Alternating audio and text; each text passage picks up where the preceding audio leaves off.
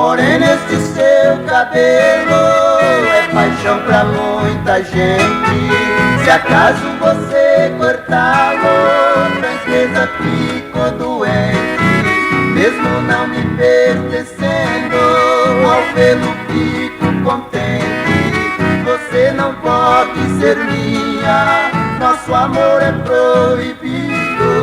Portanto o que me resta é fazer-lhe um pedido. Quero que você conserve o seu cabelo comprido.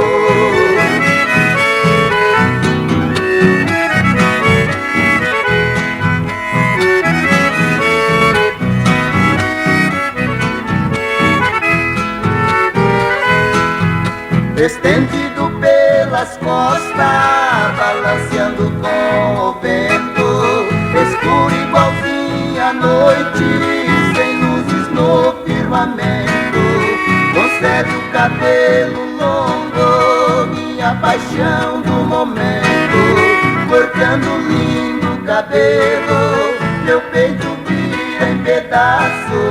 Caso isto aconteça, evite o meu fracasso. Faça dele uma corrente e me prenda em seus braços.